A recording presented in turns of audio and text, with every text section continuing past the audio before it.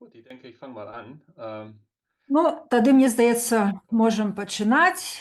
Я вітаю ўсіх на Ähm, форум гістарычных даследаванняў Беларусі. Bildungspolitik.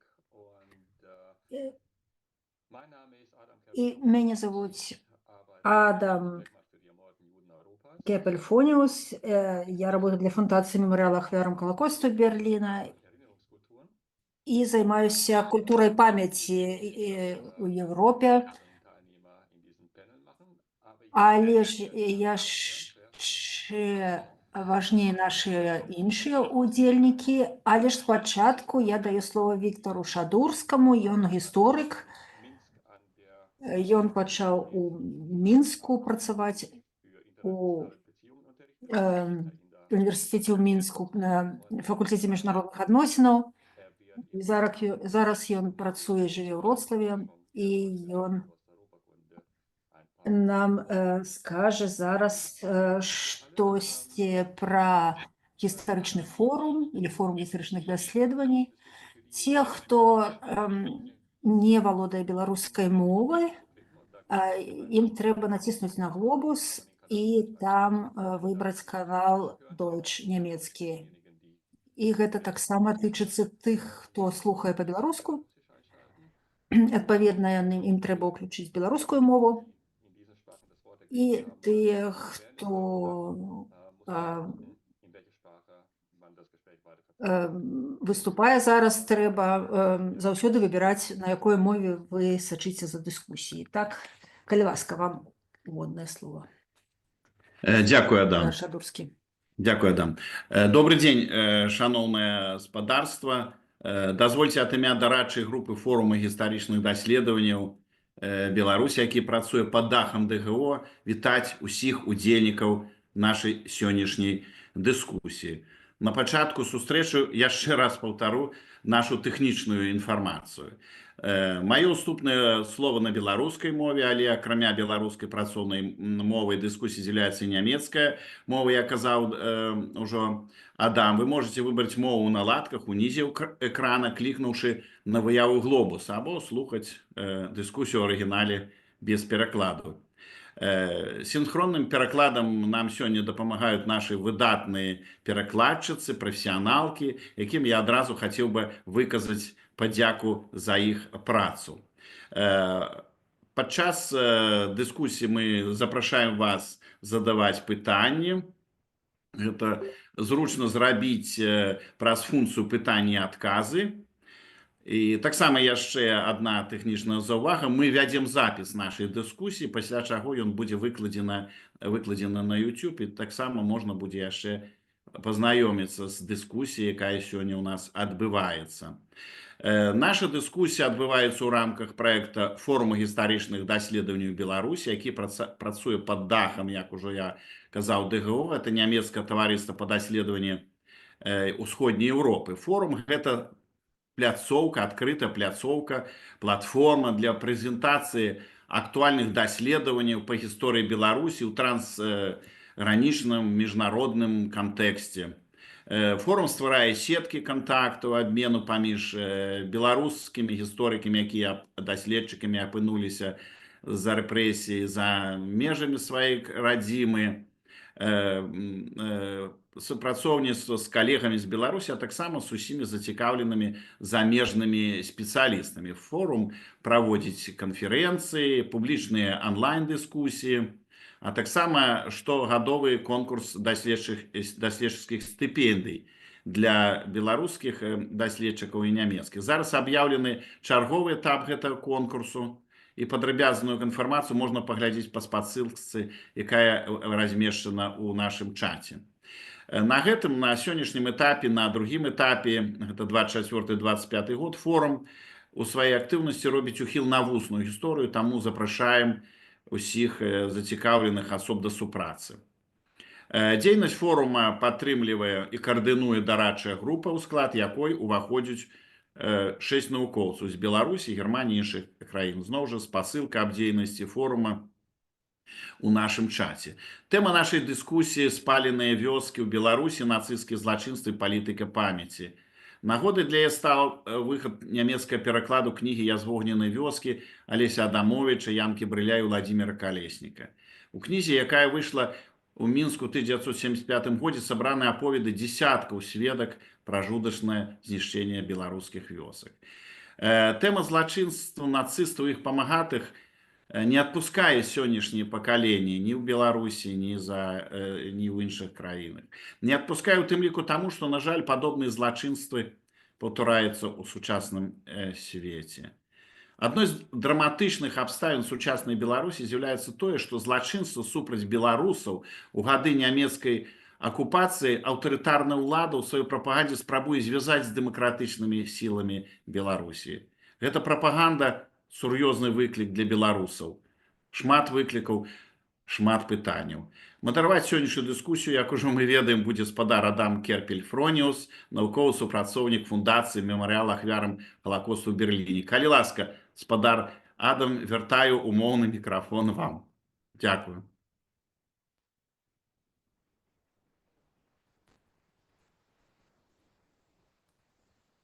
Vielen Dank, Viktor. Und ich versuche Вялікі дзякуй, Віктор.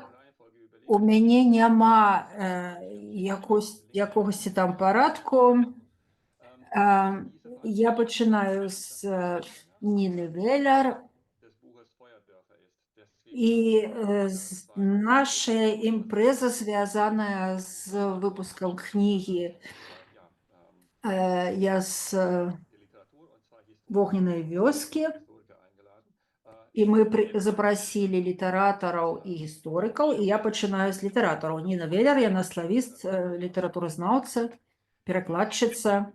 Яна з'яўляецца навуковым супрацоўнікам Цэнтра даследаванняў літаратуры і культуры імя Лейбніца ў Берліне. Даследуе памяць, папулярную культуру і сучасную літаратуру ва ўсходняй Еўропе. Асабліва гэта датычыцца Беларусі, а таксама і Расіі і Украіны. І зараз яна працуе над праектам фігурацыі супраціву з пачатку 80-х гадоў па сённяшні час, і яна таксама даследуе літаратурную творчасць і эсэ Алеся Адамовича. Томас Вайлер. Тут была памылка ў вымаўленні прозвішча. Ён літаратурны перакладчык з беларускай, рускай, польскай моў. І ён з'яўляецца запрошаным прафесарам паэтыкі перакладу Аўгуста Вільгельма фон Шлегеля ў Свабодным універсітэце Берліне. І мы застаемся ў Свабодным універсітэце. Францыска Экслер, яна гісторык, научная супрацоўніца глобальнай гісторыі Свабоднага універсітэта Берліна. Яна займаецца гісторыяй усходняй Еўропы 20-го стагоддзя. І яе кніга аб савецкай Беларусі, яна выйшла ў 20-м годзе. І яна на ангельскай мове, ці ёсць нямецкі пераклад, таксама было б цікава ведаць. І таксама Александр Фрыдман. Ён нарадзіўся ў 79-м годзе, ён з Мінска, і ён займаецца даследаваннем гісторыі яўрэяў у ўсходняй Еўропе, нацыянал-сацыялізмам і злачынствамі яго. І ён зараз выкладае ў універсітэце Гейна, Дюссельдорфа і універсітэце Заарбрука у і ён займаецца, ён таксама піша артыкулы ў дэкодэры пра Беларусь, Літву, Расію, Украіну, і ён таксама у дэкодэры ёсць зараз артыкул пра спаленыя вёскі ў Беларусі. Я ведаю, што я вельмі хутка гаварыў, і я таму перадаю зараз слова Томасу Вайлеру, які пераклаў гэтую кнігу. Гэтая кніга выйшла ў 24-м годзе.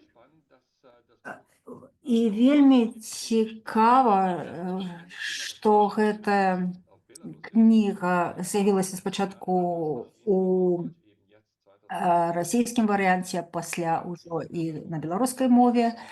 Як атрымалася так, што гэта важная кніга выйшла толькі зараз у Нямецчыне? Я ўсіх ведаю, таму як усім звяртаюся на ты. І як з'явілася ідэя перакласці гэтую кнігу? І чаму гэта шмат часу затрабавалася, каб увогуле выпусціць гэтую кнігу, і якія выклікі былі галоўныя.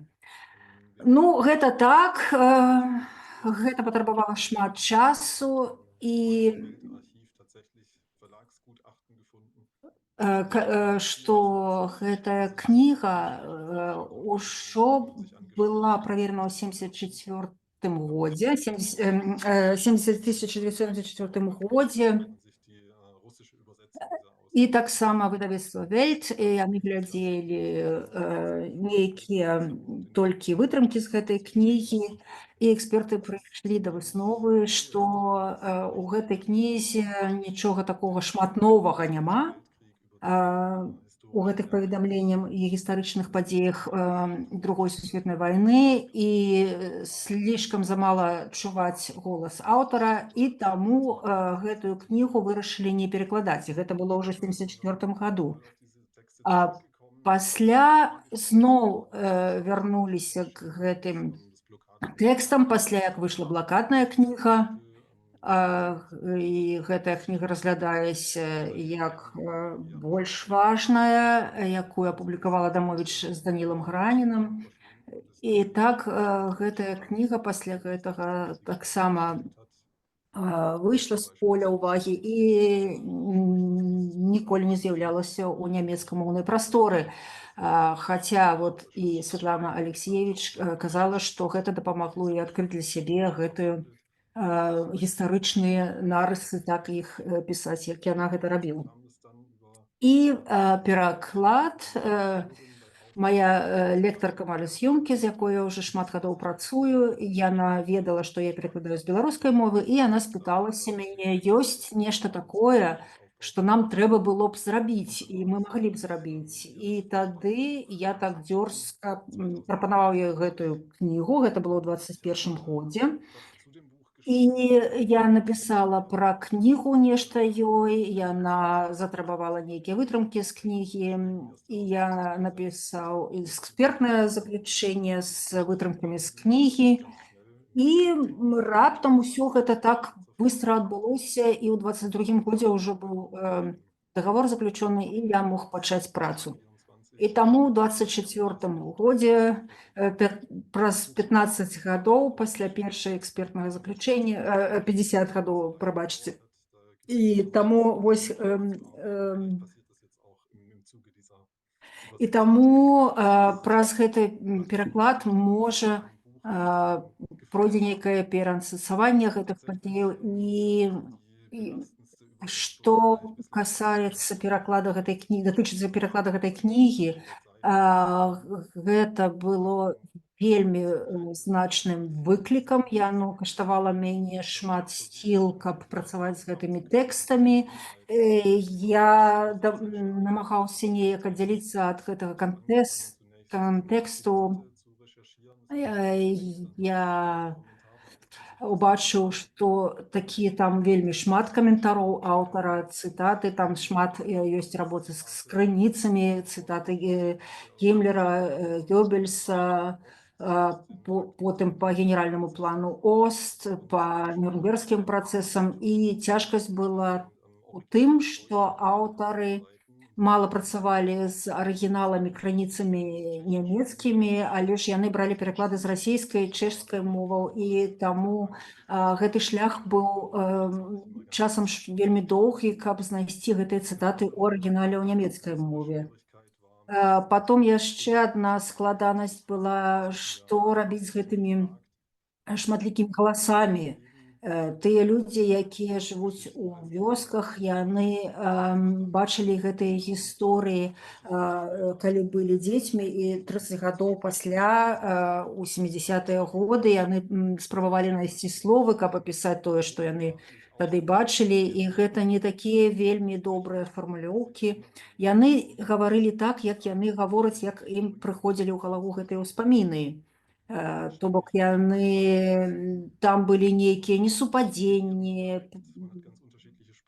прабелы, там таксама людзі казалі нешта на дыялекце, і трэба было спачатку паняць, што гэтыя людзі расказваюць, а пасля ўжо і захаваць гэтыя галасы ў нямецкім тэксце. І гэта было таксама вельмі складана, і мы чуем таксама часам гэтых людзей, і гэта было вельмі непроста гэта ўсё зрабіць.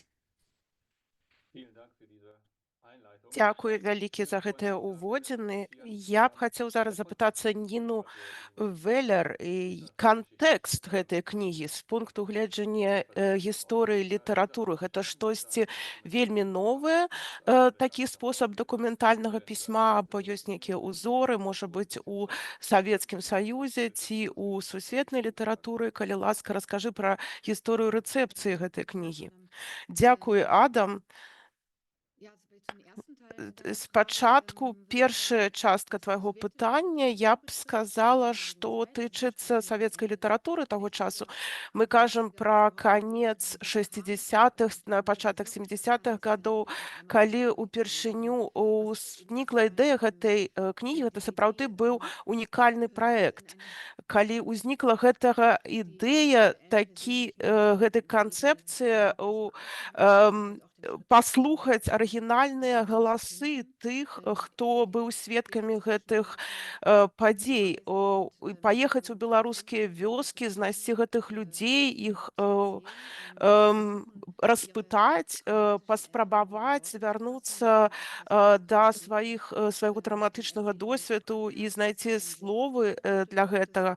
Гэта бачна таксама і па спосабе распавядання, гэта там шмат болю, шмат нейкіх зломаў у гэтым спосабе маўлення. Гэта кніга, якая насамрэч упершыню кніга гэта такі збор галасоў прадстаўляе у фармаце кнігі. Наколькі я магу са сваіх даследаванняў сказаць, ідэя ўпершыню ўзнікла ў Алеся Адамовіча, і потым ён звярнуўся да Уладзіміра Калесніка і Янкі Брыля. У яго не было ніякіх узораў. Гэта сапраўды быў такі пошук ва ўласным пісьме і спосабу расказаць пра Другую сусветную вайну іншым спосабам. Гэта былі нялёгкія пошукі, вельмі самакрытычныя пошукі.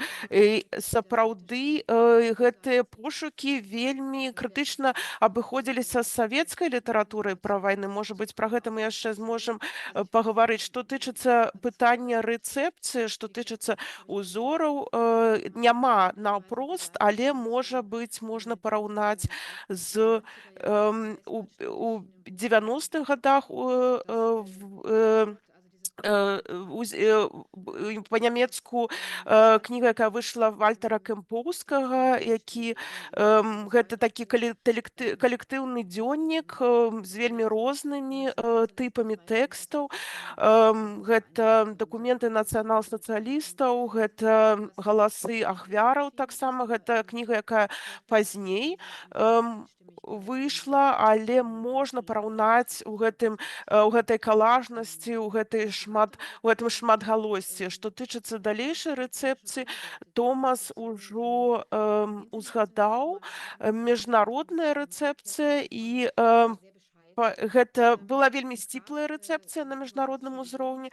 Томас ужо сказаў, што непасрэдна пасля выхаду кнігі ў 56-м годзе былі шматлікія пераклады на славянскія мовы, чэшская, польская, балгарская і іншыя. Быў пераклад на ангельскую ў 80-м годзе. Гэта пераклад, які выйшаў у Маскве, цікава. І там зараз не магу згадаць назву выдавецтва, і яно само дало замову на гэта.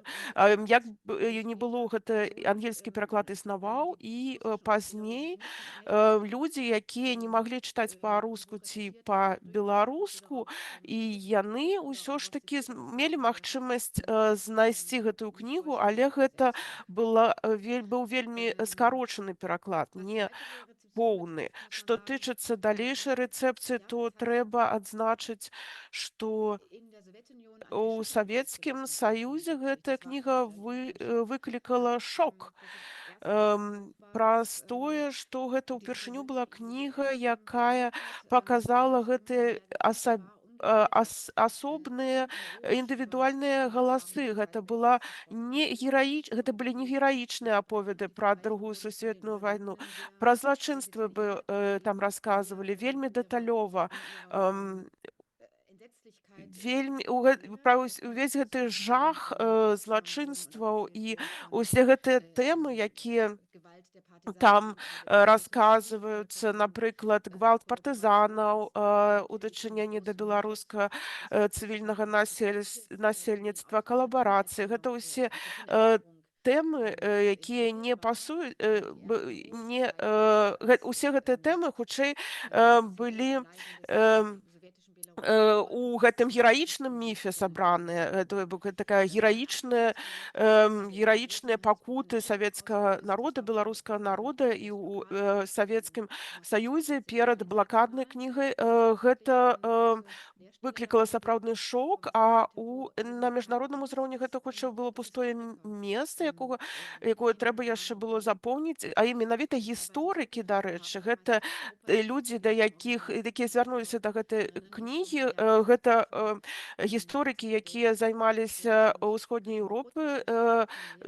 Некалькі гадоў таму выйшла кніга Францыскі Дэфіс і Каці Маходзінай, і яны для гэтай кнігі урыўкі з гэтай кнігі пераклалі, бо яны звяртаюцца да гэтай кнігі. І, дарэчы, Францыска Экселер таксама ў сваёй кнігі цытуе гэтую кніжку. Можна некалькі чалавек тут назваць. І яшчэ важна сказаць, што вядома, цяперашні пераклад Томаса Валера — гэта падзея, таму што яна адкрывае магчымасці для рэцэпцыі не толькі для спецыялістаў, для гісторыкаў, але таксама для шырокай публічнасці.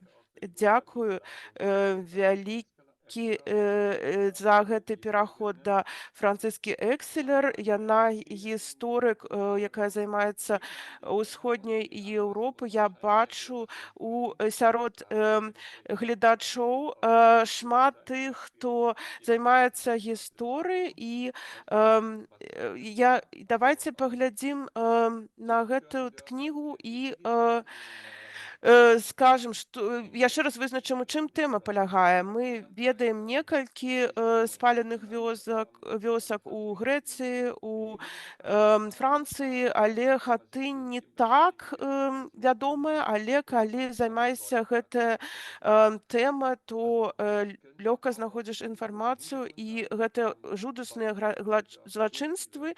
Францыска, што вы можаце сказаць пра гістарычны кантэкст і чаму гэта не так вядома, і наколькі Беларусь штосьці асаблівае сабой уяўляе ў гісторыі Другой сусветнай вайны, ці гэта была звычайная практыка?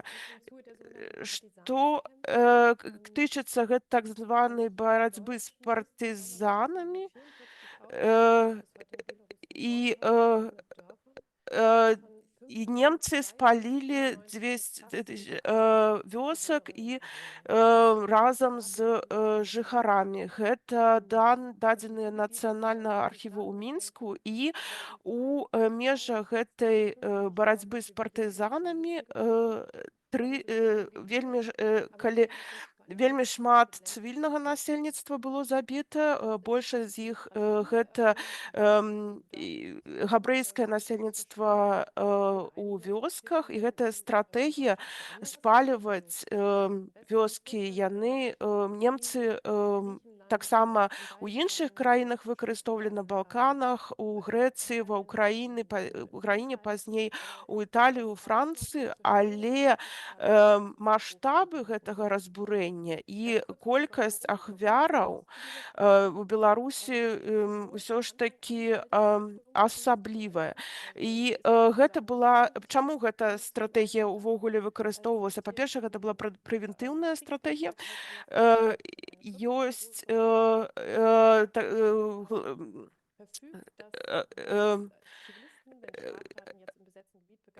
гэта права па ваенным праве дазволена цывільнае насельніцтва, якое нейкія злачынства ў дачыненні нешта зрабіла дрэннае ў дачыненні да нацыстаў, можна расстрэльваць на месцы, і гэта была такая палітыка з самага пачатку, да якой прытрымліваліся. І у іх было такое ўспрыманне, што партызаны габрэі, і габрэі гэта партызаны, і таму гэта такая двайная небяспека, і трэба з ёй змагацца. І потым ёсць яшчэ такі аргумент, дзе ўсё радыкалізуецца ў нямецкай тактыцы, і гэта вельмі шмат звязана з тым, што ў Беларусі было вельмі моцны партызанскі рух. Людзі там у Беларусі выпраўляюцца ў лясы па розных прычынах і далучаюцца да партызанаў. І ў якасці адказу да гэтага, разам з гэтым прэвентыўнай палітыкай, нямецкі бок развівае такую палітыку руйнавання вёскаў, ледзь да не стварэння так званых мёртвых зонаў, дзе проста ўсе раёны былі знішчаныя. Першая аперацыя — гэта аперацыя Бамберг у 42-м годзе і на поўдні Беларусі, і гэта першая вялікая акцыя, да якой потым ідуць іншыя, хто злачынцы. У нас тут хто нясе адказнасць за стратэгію, гэта у першую чаргу гэта генералы вермахта і потым Легевскі, які ніколі не панёс за гэта адказнасць. І ў гэтых вялікіх акцыях гэта былі, па-першае, вермахт, гэта нямецкія салдаты, і акрамя таго венгерскія, славацкія, румынскія трупы, і гэта нямецкая палітыка і СС, і таксама лакальныя паліцаі. І, напрыклад, недалёка ад Мінска ў 43-м годзе гэта былі там былі таксама і савецкія грамадзяне, якія бралі ўдзел у гэтых акцыях, і гэта цэлы спектр людзей, якія бралі ўдзел у гэтым спаленні вёсак. І гэта адно з самых значных злачынстваў вермахта. Дзякуй, мы яшчэ вернемся да гэтых аспектаў. Мне хацелася б зараз запытаць Александра Фрыдмана. І дзякуй, Францыска, што ты ўжо таксама 2 разы згадала яўрэйскіх ахвараў. І гэта звязана з тым, што яўрэі таксама на той час, калі шла гаворка пра спаленыя вёскі, іх ужо знішчылі тады. І гэта Халакост і спаленыя вёскі. Гэта былі 2 бакі адной медалі, і ці іх раздзялялі такі ў памяці. І яшчэ мне хацелася б сказаць, што ў 69-м году быў адкрыты мемарыял у Хатыні. Гэта такі мемарыял, які на пярэдні план выдвигае гэтыя пакуты грамадскага насельніцтва. Але мне хацелася бы даведацца ад вас, як гэтая памяць змянялася на працягу дзесяцігоддзяў.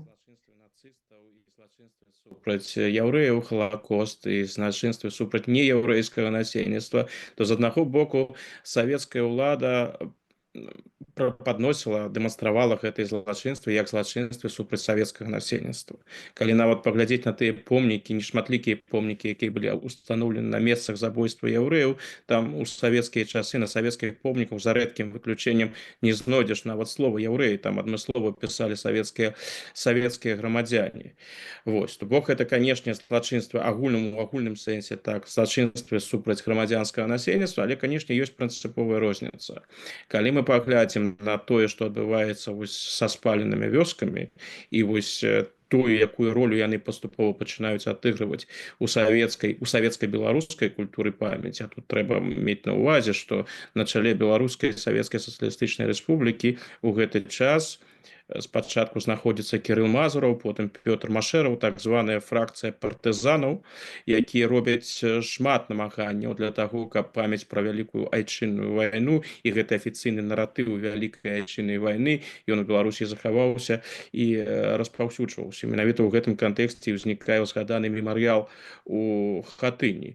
Ну дык вось, калі злачынствы супраць неяўрэйскага насельніцтва паступова робяцца важнай часткай беларускай савецкай культуры памяці, афіцыйнай культуры памяці, дык Халакост у гэтай афіцыйнай культуры памяці адыгрывае маргінальную або ніякую ролю. З аднаго боку ідзе мемарыялізацыя тых месцаў, дзе знішчаліся вёскі, з другога боку пра Халакост фактычна не ўзгадваюць. І нават больш савецкія ўлады робяць усё, каб Халакост выкрасліць. Гэта пэўная канкурэнцыя наратываў. Вось гэты вобраз, які сёння культывуецца ў Беларусі, беларусы як галоўная група, якая пацярпела ад нацысцкіх злачынстваў, ён жа тое, што прыдумаў рэжым Лукашэнкі, не то, што не прыдумаў, гэта не новае, гэта той наратыў, які яны ўзялі з савецкіх часоў. Так што Халакост, там згадак фактычна-то і не было, і нават больш. Менавіта ў гэтыя часы, ў 70-е гады, калі адначасова і шмат друкуецца, шмат пішацца, выходзяць фільмы пра спаленыя вёскі і пра іншыя злачынствы нацыстаў супраць беларускага насельніцтва. Што тычыцца Халакоста, там не адбываецца фактычна нічога, нават наадварот. Тыя мемарыяльныя мерапрыемствы, якія былі ў Мінску на месцы знішчэння мінскага гета, на сумна вядомай яме, нават там у 70-е годы, што робіць савецкая ўлада, яна перашкаджае, паколькі яна бачыць у гэтых мерапрыемствах пагрозу, звязаную з вайной шасцідзённай 67-го года і ўзмацненнем тэндэнцый сярод савецкіх яўрэяў, у тым ліку і савецкіх беларускіх яўрэяў, на эміграцыю з Савецкага Саюза. І вось для яўрэйскай, канешне, для яўрэйскага насельніцтва Халакост адыгрывае ключавую ролю, таксама ў сэнсе нацыянальнага абучэння. Калі паглядзець, як гэта ідзе далей, 70-е, 80-е годы, з аднаго боку, памяць пра спаленыя вёскі становіцца важнай ключавой часткай беларускага афіцыйнага наратыва пра другую сусветную вайну, пра вялікую айчынную вайну. Ну а Халакост фактычна да савецкага часу, да сканчэння савецкага часу застаецца такім маргінальным аспектам у гэтай памяці. І тут, канешне, ёсць важны момант. Увесь у савецкія часы, да і шмат у чым у Беларусі да сённяшняга дня, злачынствы нацыстаў супраць беларускага насельніцтва, я маю там на ўвазе знішчэнне вёсак і іншае, яны ўспрымаліся як злачынствы супраць сваіх. Злачынствы супраць яўрэяў успрымаліся не як злачынствы супраць часткі насельніцтва Беларусі, яны ўспрымаліся як злачынствы супраць тых людзей, якія калісьці ў Беларусі жылі. А калі казаць прасцей, злачынствы супраць чужынцаў. А гэта ўспрымаецца заўсёды інакш. Дзякуй.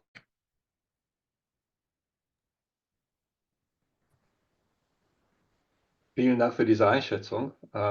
Дзякуй вялікі за гэтую ацэнку. І гэта вяртае мяне к перакладчыку Томас. І ў мяне ёсць пытанне да яго. Ці можаш ты сказаць пра цэнзуру у той час? Што з гэтай кнігі было выкраслена цэнзурай? Ці ў цябе было адчуванне, што аўтары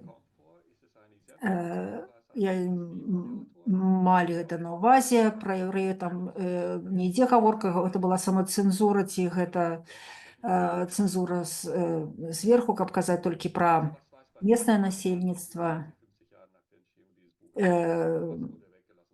Што было выкрэслена з этой кнігі 50 гадоў, праз 50 гадоў. Ну, зразумела, што шмат чаго было неясна, не перасэнсавана. Ці пытанне, чаму Халакост не іграе ніякую ролю ў гэтай кнізе і нават не мае ніякога ўспаміну. Можа, гэта ідзе ў том напрамку, што аўтары канцэнтраваліся на іншай тэме і як яны абходзіліся з матэрыялам, які яны атрымалі праз гэтыя запісы. Можа, яны не задавалі пытання пра яўрэйскіх суседзяў, і можа, гэтая інфармацыя не папала ў кнігу. Я не магу себе ўявіць, што гэтай інфармацыі не было, але ж мы не можам параўнаць гэта з тымі запісамі, якія ўзніклі ў той час, і паглядзець іх у архівах, знайсці, паглядзець, што там насамрэч ёсць, і ці супадае гэта з матэрыялам, які быў атрыманы з тэкстам. Ёсць запісы пра гэта, што аўтары не ўключалі нейкія апавяданні з кнігі, бо яны ведалі, што яны не пройдуць цэнзуру. І яны свае манускрыпты падавалі, намагаліся нейкія артыкулы пісаць, і гэта ўрэшце рэшт выйшла ў часопісе «Моладзь».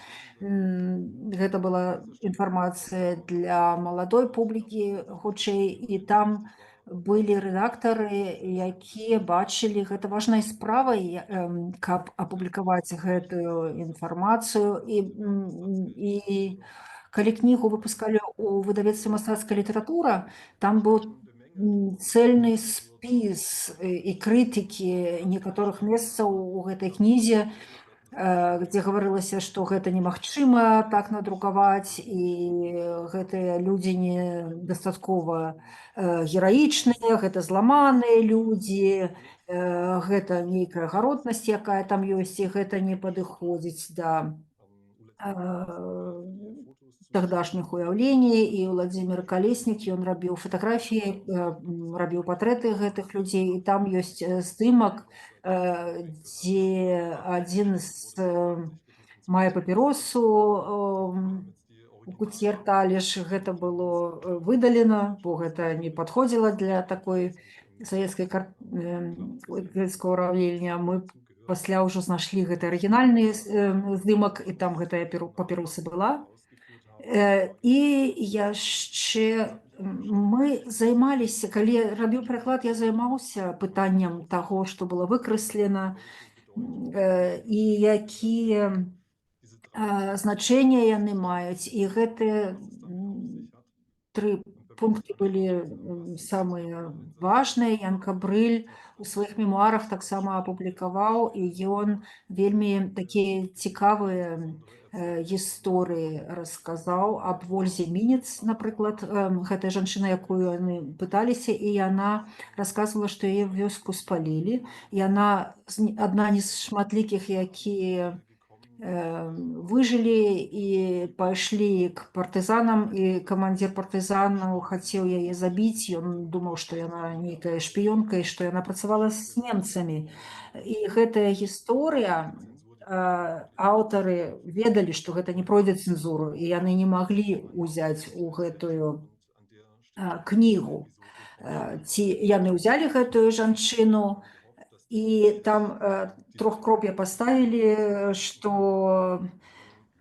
нештага тут не хапае, што можна было ўявіць гэты эпізод. Гэта цяжка было ўявіць, але гэта была адзіная магчымасць, каб неяк паказаць гэта. То бок гэты эпізод быў ім такі вельмі важны для іх, што яны нават выйшла, што яе, гэту Вольгу, упамянулі на вокладцы кнігі. Гэта вельмі цікава, то, што ты кажаш пра гэтае трохкроп'е. І у Святланы Алексіевіч гэта таксама вельмі часта сустракаецца.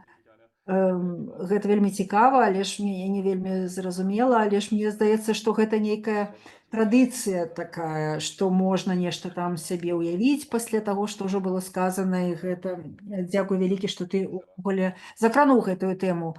Францыска Экселер, наколькі гэтыя гісторыі пра цэнзуру, выкрэсліванні, якія былі ўпамянуты, як ці маеш ты нейкія веды таксама пра гэта? Ці гэтыя злачынствы ў 70-80-е гады іх даследавалі, аналізавалі? Чаму?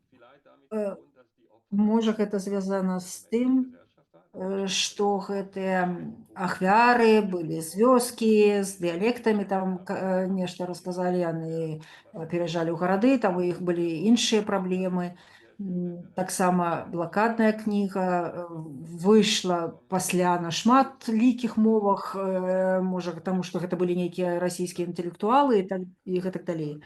Можа, ты можаш нешта сказаць у гэтай сувязі? Так, з задавальненнем. Гэта вельмі цікавае пытанне, калі тэмы з'яўляюцца тэмамі даследаванняў. І мне здаецца, што тэма спаленых вёсак, яна з'явілася для Савецкага Саюза там у канцы 2000-х годах. Крысціяна укалькуліраваныя смерці, таксама вельмі дэтальна займаўся гэтай тэмай з боку нямецкамоўных даследаванняў, але ж мне здаецца, што нават калі гэта тэма даследаванняў, у мяне ўзнікае ўражанне, што спаленыя вёскі не з'яўляюцца нямецкай культурай палітыкі, гэтыя злачынствы вермахта. Ну, мне здаецца, што гэтае паняцце вельмі шырокае, але ж туды ўходзіць Асвенцым, Халакост, гэта ўсё ёсць у школах, і гэта вельмі публічна ў Нямецчыне. А то, што спаленыя вёскі, іх гэта датычыць у значна найменшай ступені. Чаму гэта так?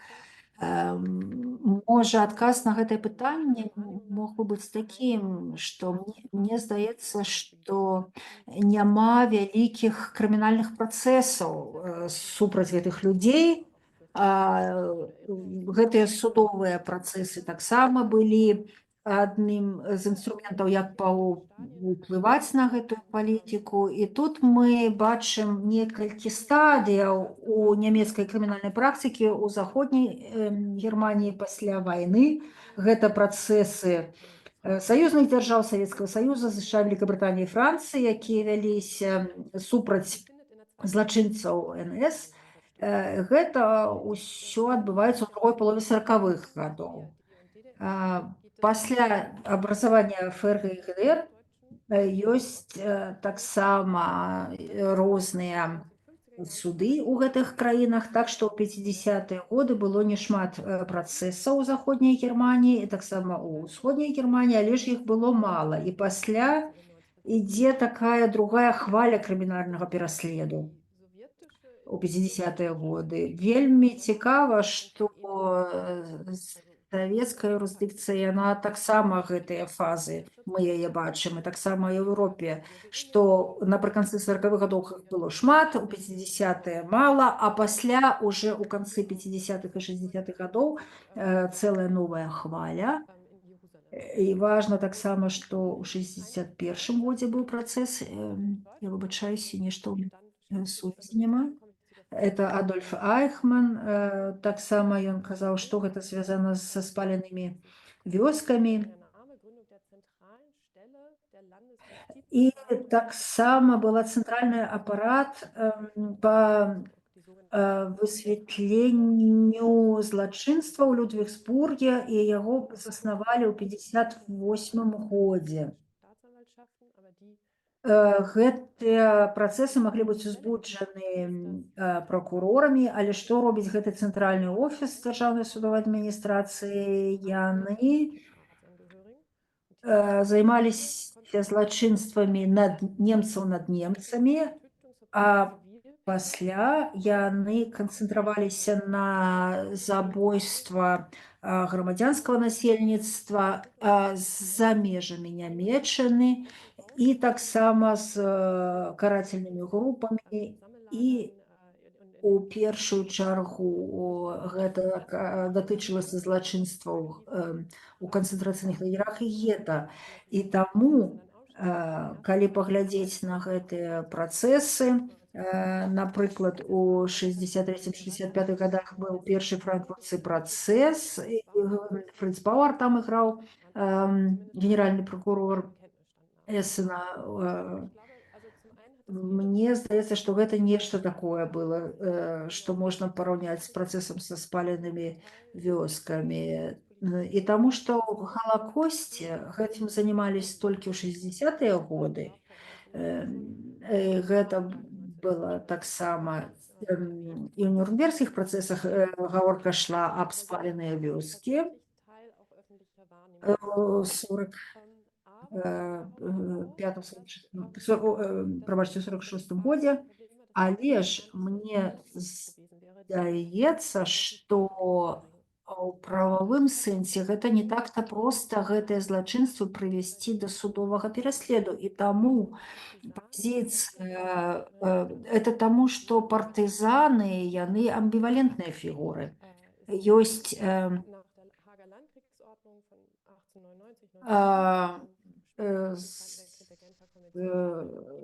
89 і 1907 года ёсць крытэрыі, паводле якіх лічыцца, хто-то ўдзельнікам баявых дзеянняў, а хто грамадзянін. І зараз ёсць новае такое развіццё ў праве, што датычыцца партызанаў, то есть удзельнік баявых дзействий, яны павінны мець форму, але ж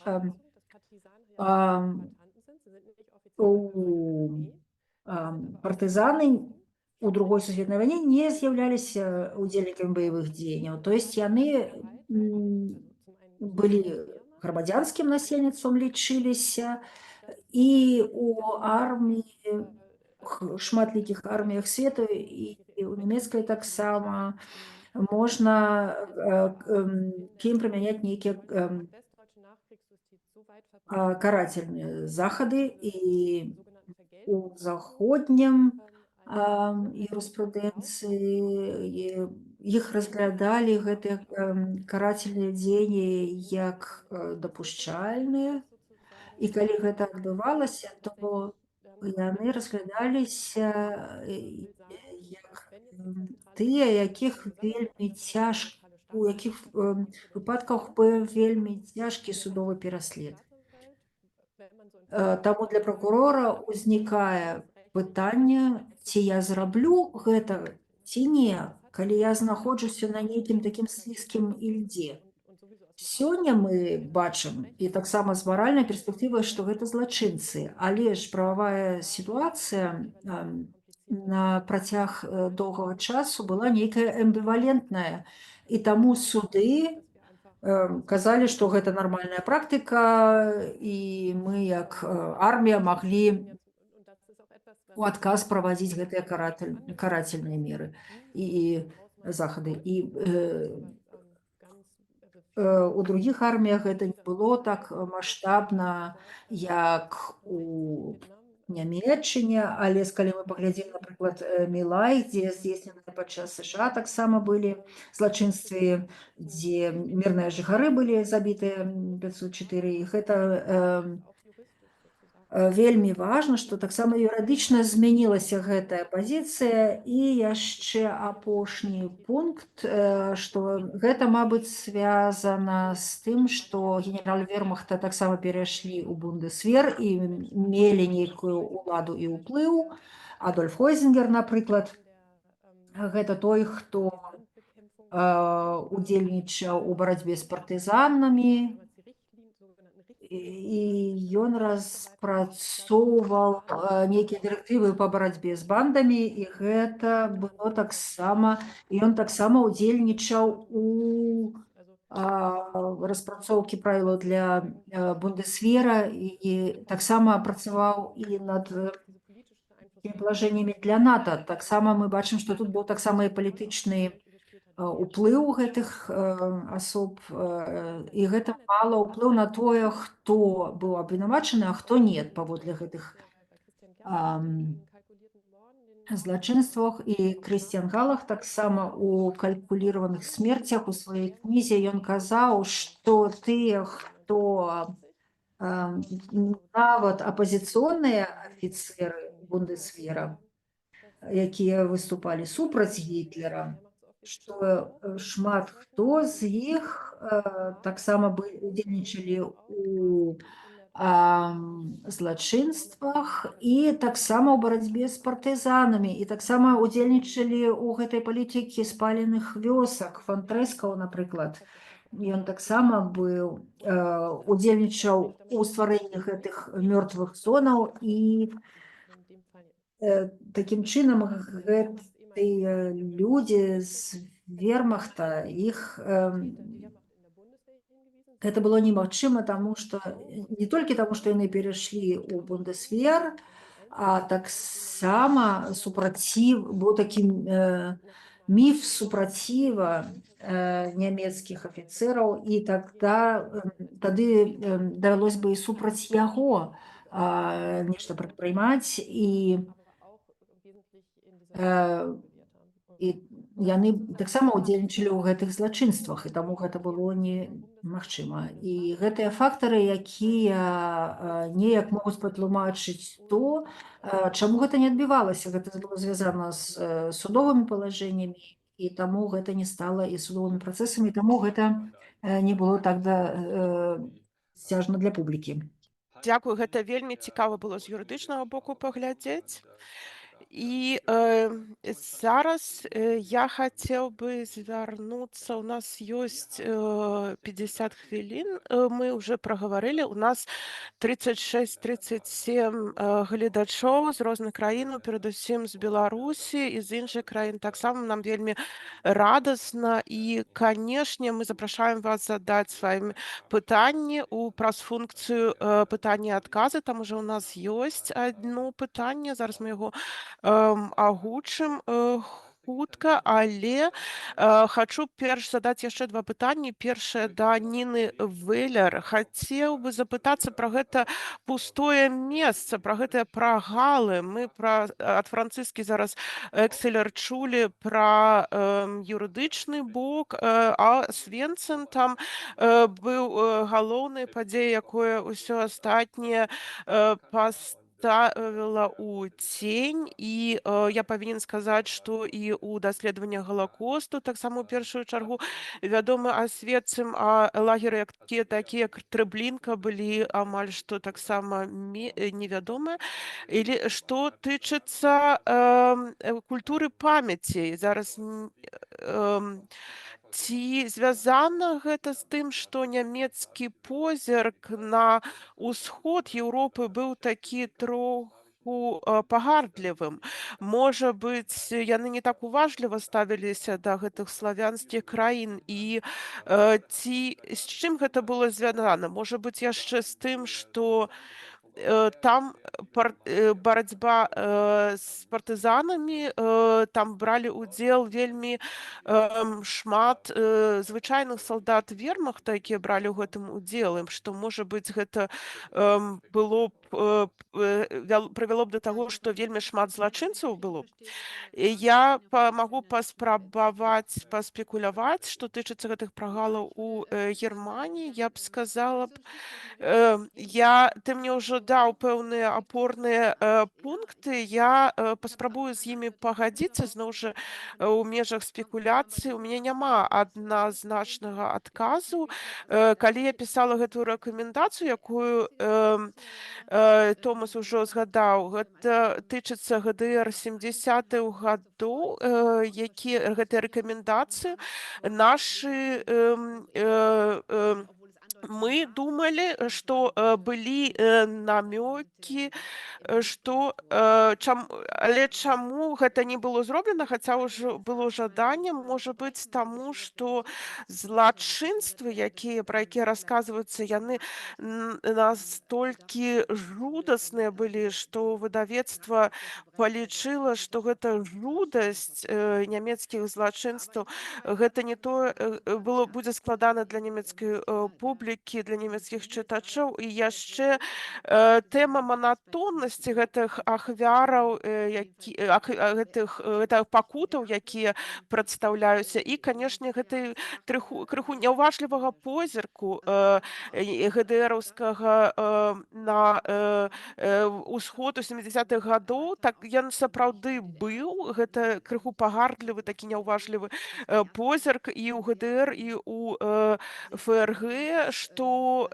на ўсход глядзелі вельмі абагульняючы такі ўсходні наратыў, які асабліва не дэталізаваны быў. І быў Сталінград, і там зусім не размяжоўвалі паміж Украінай і Расіяй, і Балтыкай, і Беларусю. Зараз, вяртаючыся да кнігі «Назот», я ўсё адно магу уявіць сабе, што гэта жудаснасць злачынства ўсё ж такі мела значэнне. І зноў жа кніга пра блакаду, якая праз год была напісана Адамовічам, там сабраныя сведкі галасоў тых, хто перажыў ленінградскую блакаду, то там нямецкі вораг быў па-за межамі горада. І ў гэтай кнізе гаворка ідзе пра смерць, пра тое, як выжыць, пра розныя стратэгіі выжывання. Канешне, тэматызуюцца і бамбардыроўкі, і разбурэнне, але няма такой прамой канфрантацыі з нямецкімі злачынствамі, як у вогненных вёсках. І зараз яшчэ, можа быць, вярнуся да Адамовіча, і я не забылася твоё першае пытанне. Я думаю, што гэта яшчэ адна прычына, чаму Алесь Адамовіч, і Янка Брыль, і Владзімір Калеснік вельмі моцна сканцэнтраваліся на пытанні, якія формы апавядання мы можам знайсці, каб перадаць гэтыя індывідуальныя ўспаміны пра пакуты, і каб расказаць гэтыя пакуты. Гэта таксама можа быць прычынай, чаму Адамовіч і яго калегі менавіта сканцэнтраваліся на гэтым, а не, напрыклад, на Галакосце і расстрэлах яўрэйскага насельніцтва. І калі паглядзець увесь збор твораў Адамовіча, то яшчэ «Я з вогненнай вёскі» гэта вельмі важны момант пошуку. І раней Алесь Адамовіч працаваў над хатынскай аповесцю, і гэта гісторыя Хатыні, дзе з аднаго боку з'яўляецца наратыў і афіцыйнай культуры памяці. Гэты наратыў ідзе ў той бок, што Хатынь — гэта нацыянальнае месца памяці. І зноў жа пытанне Аляксея Братачкіна, зараз вяртаючыся да яго, тут ужо пачынаецца проза. Ён пачынае рэвалюцыянаваць прозу, і з аднаго боку ён вельмі экспліцытна паказвае ўспаміны апавядальніка, які таксама назіральнік, і ўспамінае, як ён прыйшоў у вёску, і як там былі забітыя яго сям'я і суседзі. І сапраўды гэты тэкст упершыню збірае галасы, аўтэнтычныя галасы. Камінскі, напрыклад, Ёзеф Камінскі, які адзіны той, хто перажыў Хатынь, ён таксама там чуваць. І потым у кнігі пра спаленыя вёскі Адамовіч заўважыў, што гэтага не выступае, і ён хацеў знайсці іншую форму, якая больш будзе апавядаць успамінам. І ён вельмі шмат працаваў з людзьмі, якія займаюцца кіно. Ён працаваў над дакументальным фільмам. Вельмі знакаміты сцэнар да фільма «Ідзі і глядзі», вельмі знакаміты антываенны фільм. І гэтыя сустрэчы падчас фільма, падчас працы над фільмам, гэта так на яго паўплывала, так яго шакавала. Ён узяў гэтую форму працы, каб увесці яе і ў літаратуру. Яна была больш адпаведная з яго пункту гледжання. Пасля кнігі пра «Я з вогненнай вёскі», «Карацелі». Гэта кніга выйшла на нямецкай мове раней, і мне вельмі было дзіўна, што гэта кніга ў Савецкім Саюзе яшчэ ў 80-е годы магла выйсці, таму што яна вельмі моцна канцэнтруецца на перспектыве злачынстваў. Гэта храналогія забойстваў, і гэта такая і смерцяў, і як яна расказвае, як злачынцы ідуць па вёсках і робяць свае злачынствы. Тэма калабарацыі — гэта спроба ужыцца ў думкі злачынцаў. І гэта перамешваецца з галасамі сведкаў таксама. Я зараз не буду вельмі шмат пра гэта гаварыць, але можам такі выстраіць масток, каб лакалізаваць кнігу «Я з вогненай вёскі» сярод творчасці Адамовіча. І яшчэ, можа быць, крок назад, Адам, да твайго зыходнага пытання.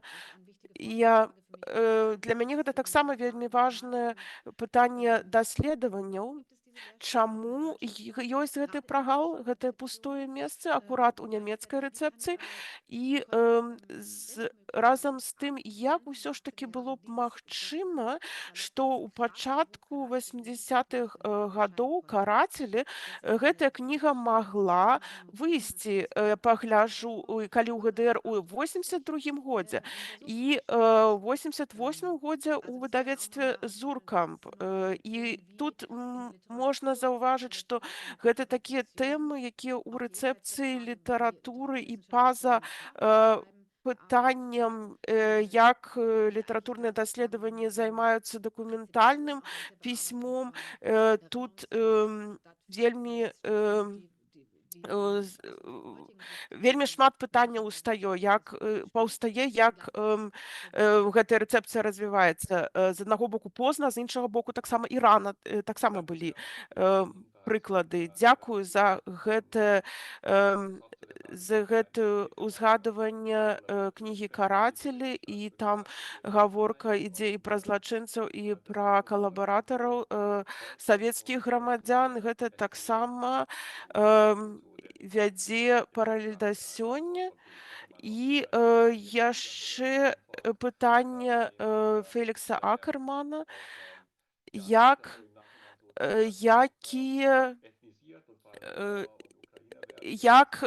злачынцы этназуюцца зараз, і вызначаецца іх этнічная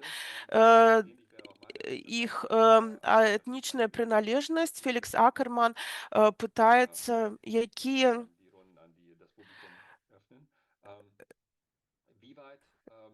наколькі агульная гэты наратыў пра генацыд на беларускага народа, наколькі гэты наратыў змяніўся, і, можа быць, ён нават мае нейкія пазітыўныя эфекты. І як змянілася ўспрыманне гэтай тэмы, і ці была у сем'ях гэта тэма абмеркавалася, ці расказвалі бабулі, што яны нешта падобнае перажылі. Гэта пытанне да Ніны і Александра, і што тычыцца генацыду беларускага народа. Александр. Я пачну тады з апошняга пытання. Ну тут я магу ў пэўным сэнсе адказаць таксама як чалавек, які застаў тыя ж 80-е гады ў Беларусі і пачатак 90-х, это маё дзяцінства, і так это было тэмай. Я магу прыгадаць мае там тое, што было ў школе, як нам выкладалі гісторыю. Так гэтая тэма ўжо напрыканцы 80-х гадоў яна абмяркоўвалася, пра гэта размаўлялі, і таксама гэтая кніга яна была яшчэ мне ў школе досыць добра вядомая. Ну я цікаўлюся, канешне, гісторыяй, але тут нічога такога надзвычайнага няма. Гэты праект ён сапраўды быў ужо вельмі добра вядомы ў 80-е гады, быў нават меў такі пэўны легендарны статус, а тое, што там экскурсіі рабіліся ў тую ж хатыню, гэты мемарыяльны комплекс, ну гэта было ў савецкія часы, 80-е гады ўжо абсалютна звычайнай практыкай. Нават пытанне такое не ставілася, ці ехаць, ці адвозіць туды групы, ці не. Што тычыцца вось гэтага выдання нямецкага, я б зрабіў такую адну трошкі парадаксальную рэмарку. Беларускую дзяржаўную прапаганду выхад гэтай кнігі не задаволіць, бо яна грунтоўна супярэчыць, на нямецкай мове я маю на ўвазе, бо гэта супярэчыць тым наратывам, якія зараз у дзяржаўнай прапагандзе беларускай распаўсюджваюцца, бо нямецкае грамадства, немцы, скажем так, агульна ўжо калі казаць, прадстаюць як тымі, якія замоўчваюць усе нацысцкія злачынствы, не жадаюць размаўляць пра гэтую тэму, а калі ўвогуле нешта адбываецца, так яно робіцца галоўным ціскам пра тэму Халакоста і адпаведна недобраахвотна, а пад ціскам. А вось мы што бачым, выходзіць гэтая кніга. І значыць, і ў нямецкім грамадстве будзе рэзананс, канешне, яна выйшла, і будуць дыскусіі наконт гэтых савецкіх, наконт гэтых злачынстваў нацыстаў, і гэта відавочна вельмі добрая і вельмі важная справа. Калі звярнуцца да пытання, якое задаў Фелікс, тут, канешне, пэўныя эфекты ад сённяшняй прапагандысцкай палітыкі, ад сённяшняга вобразу, ад сённяшняй канцэпцыі генацыду пра беларускага народу яны ёсць. Гэтая тэма злачынстваў супраць вёсак, знішчэння беларускага грамадзянскага насельніцтва, яна і без таго вельмі блізкая пераважнай большасці беларусаў. Справа ідзе, па-першае, пра жахлівыя злачынствы, па-другое, гаворка ідзе пра беларускія ахвяры, пра уласныя ахвяры, так бы мовіць. Ёсць шэраг сямейных гісторый, у якіх ёсць людзі, якія загінулі такім чынам. Таму гэтая тэма, безумоўна, блізкая, а тое, што яна зараз праз канцэпцыю генацыду беларускага народу ізноў прысутнічае, вельмі актыўна прысутнічае ў публічнай прасторы. Я маю на ўвазе сродкі масавай інфармацыі, розныя дакументальныя фільмы, розныя праграмы на тэлебачанні, радыё, якія з'яўляюцца. Таксама тое, што яна ў школе ўсё больш і больш актыўна прысутнічае. Канешне, гэта будзе пэўны эфект у сэнсе актуалізацыі, так што гэтая тэма, можна сказаць, сярод тых тэмаў у гісторыі, не ў гісторыі, культуры памяці, якія ёсць, яна будзе бліжэйшым часам, думаю, адной з галоўных. Так што ў гэтым сэнсе эфекты, канешне, прысутнічаюць.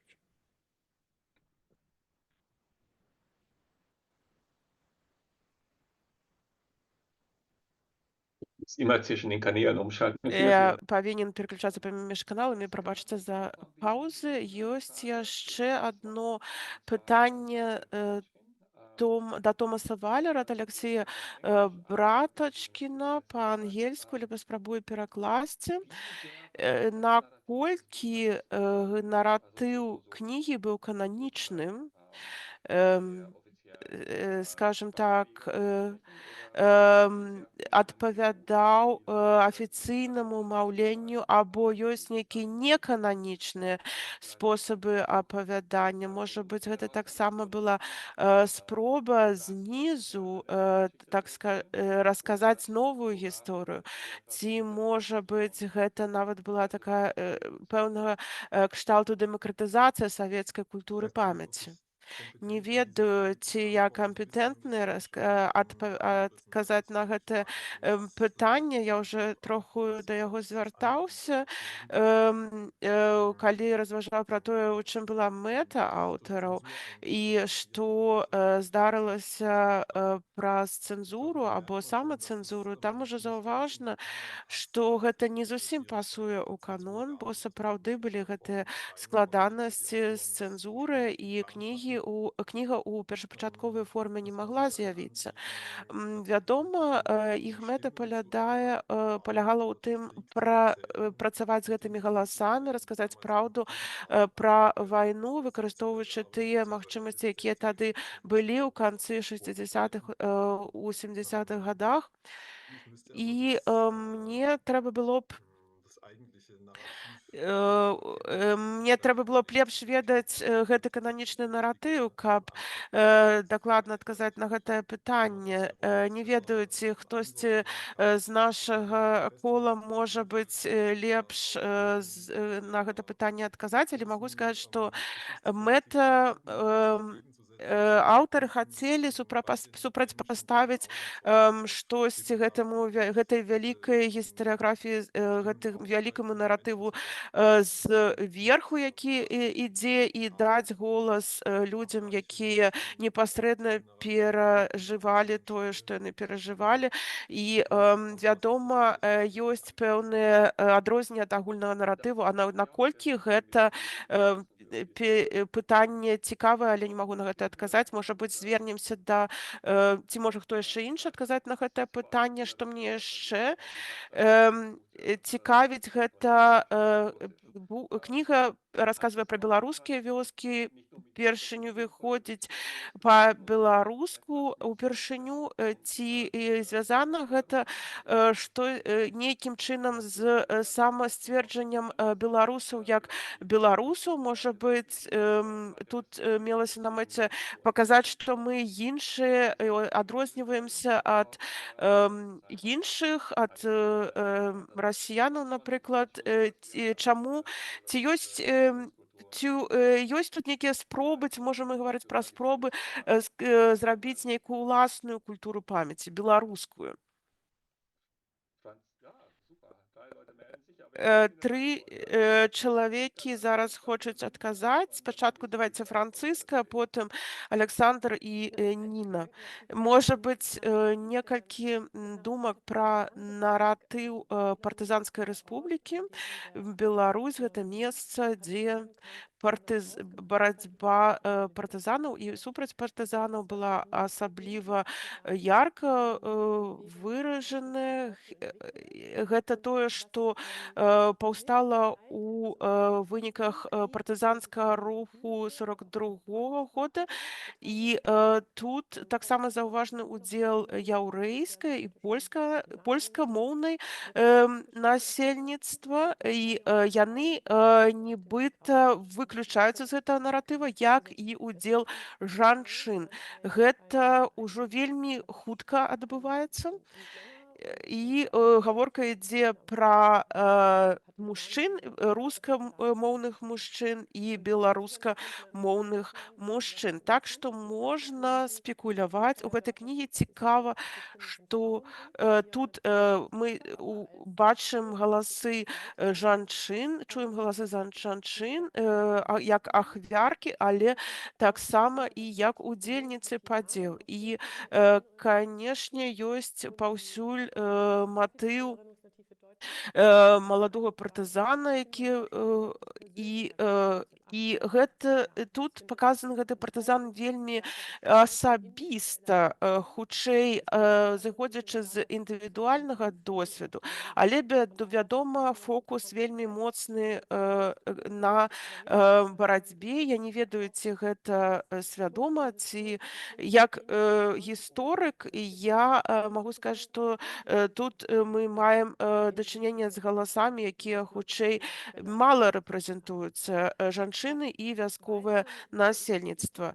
Як я чытала гэтую кнігу, наколькі я магу ацэньваць, я думаю, што шмат што і сёння не можа быць агучана, не ўсё, гэта амбівалентны досвед з савецкімі партызанамі.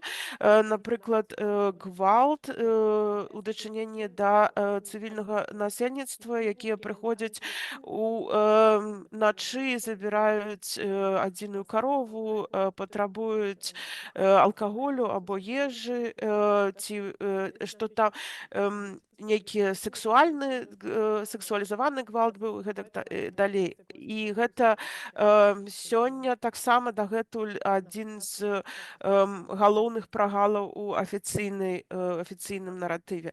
Дзякую, Александр. Гэта савецкія пісьменнікі, якія пераважна працавалі ў савецкай сістэме каардынат. Ну, што тычыцца Адамовіча, тут трэба яму аддаць належнае, ён заўсёды імкнуўся гэтыя межы пераадолець, пайсці далей, ну і лёс яго таксама вядомы, як бы і тыя праблемы з уладамі, якія яго былі, і тое, што ён вымушаны быў Беларусь пакінуць, і тое, што ён вельмі значную ролю адыграў у другой палове 80-х у працэсах дэмакратызацыі, у яго былі дэмакратычныя погляды. Дарэчы, тое, што не вельмі сёння пасуе сённяшнім беларускім уладам, ну гэта іншая тэма.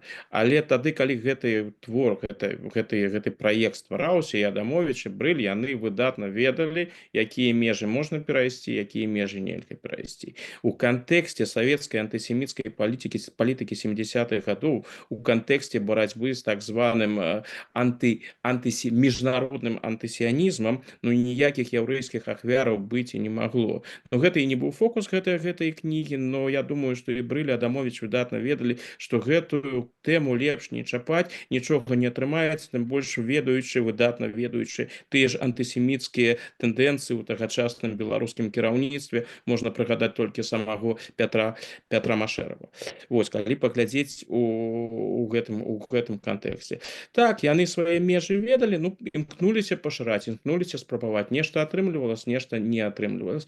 Што тычыцца мовы, я бы значэнне беларускай мовы ў гэтым кантэксце не перабольшваў. Праект беларускіх пісьменнікаў, ну, а беларускія пісьменнікі, яны ў савецкія часы пісалі на беларускай мове. Я думаю, што, канешне, і Брыль, і Адамовіч жадалі менавіта рабіць гэта на беларускай мове, ім гэта і дазволілі. Праблемы, я думаю, савецкія ўлады ў гэтым не бачылі.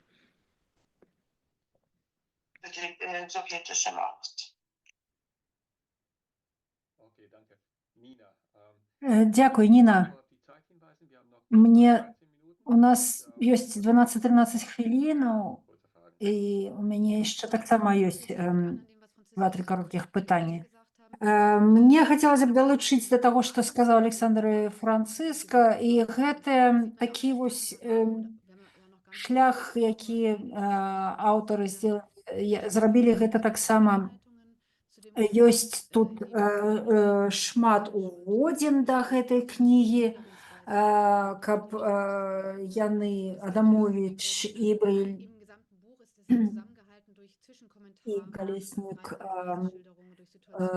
неяк маглі апісаць, што яны, якую мэту мала гэтая кніга, і яны канструіруюць гэтыя «мы» у гэтым наратыве, і яны спрабуюць заняць гэтую такі мэтаўзровень. І гэта вельмі цікава, таксама і для нас, у ключы гэтага пытання, што ёсць нейкі пафас у гэтым, калі мы гэта чытаем, і гэта неяк нязвыкла для тых, хто чытае гэта сёння, што там зробяцца спробы гэтую гістарычную праўду расказаць, і гэтыя аўтары, яны бачаць сябе абавязаным гэта зрабіць, і ёсць такі вось хор, каб сканструяваць гэты наратыў аб пакутах, і гэта там таксама былі зроблены нейкія кампрамісы, і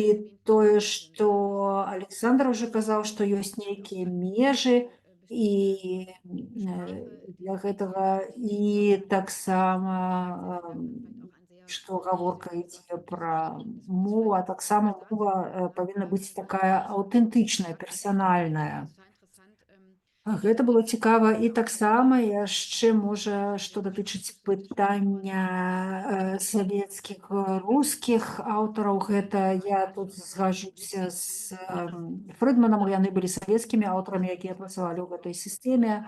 Але ж Алесь Адамович таксама пераканаў, напрыклад, Даніла Граніна, рускамоўных аўтараў, каб зрабіць гэтую блакадную кнігу. Ён таксама, я чытала ў тым лісце Граніна, што яны казалі, што ён можа расказаць нам аб ленінградскую блакаду. Мы лепей ведаем, што там адбывалася і што было ў мінулым Савецкага Саюза, можа, кароткі такое яшчэ заўвага мая.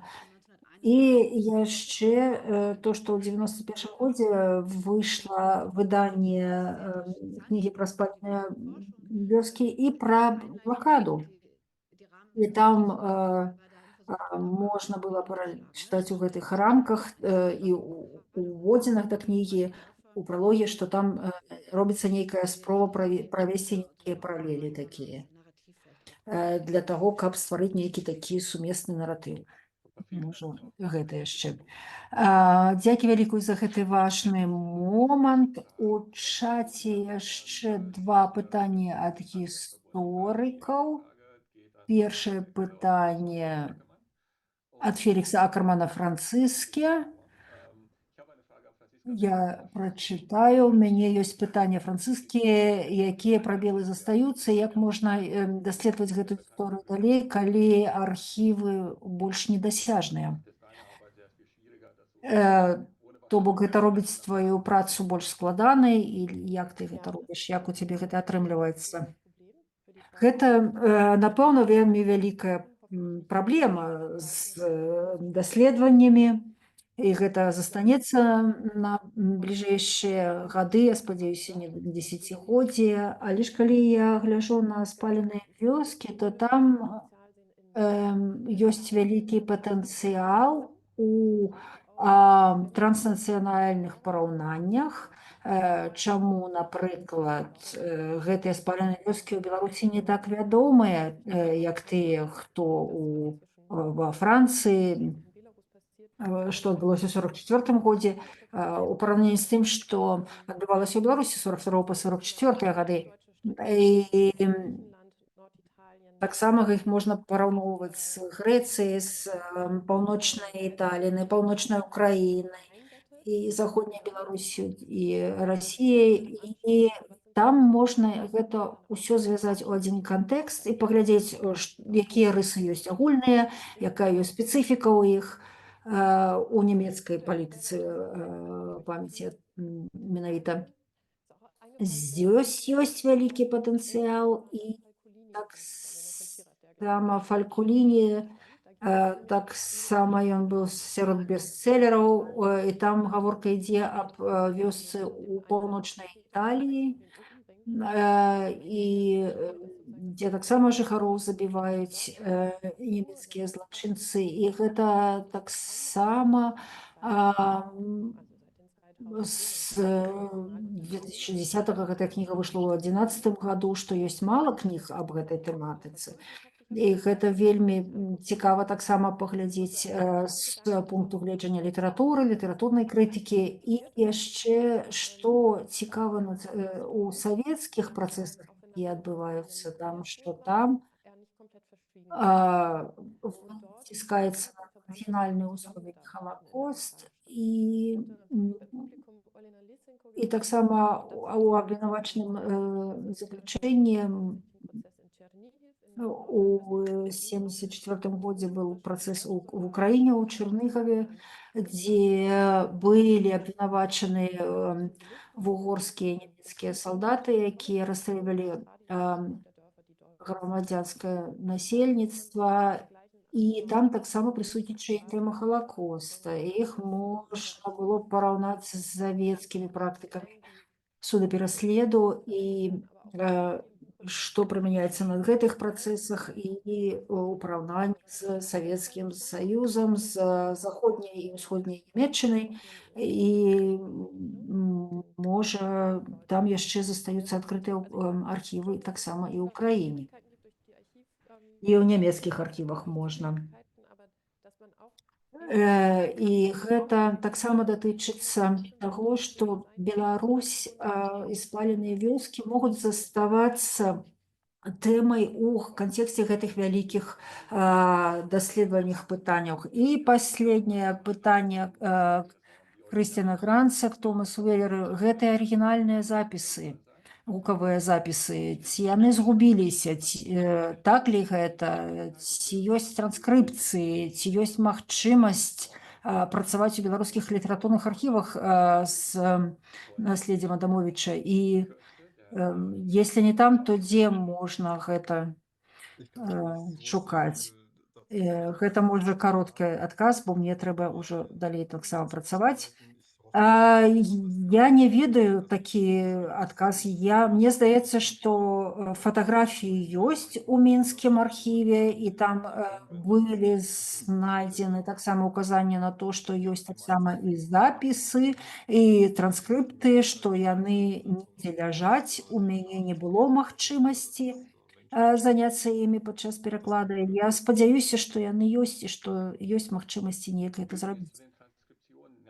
Што датычыцца транскрыпцыі ці арыгінальных запісаў, што савецкае выданне тады выйшла з пласцінкамі, у якіх былі гэтыя запісы. Мне здаецца, што іх недзе можна знайсці, калі хто хоча гэта зрабіць. І я не бачу больш пытанняў, і мы ўжо адпрацавалі 86 хвілін з 90. Мне хацелася бы на гэтым падзякаваць усім нашым слухачам, гледачам, і таксама падзякаваць форуму і ДКО, і таксама Цэнтру літаратурных даследаванняў, куды я пасля іду. Я дзякую ўсім арганізатарам гэтай імпрэзы, і мне вельмі спадабалася быць мадэратарам гэтай дыскусіі. І мы ўбачымся наступным разам,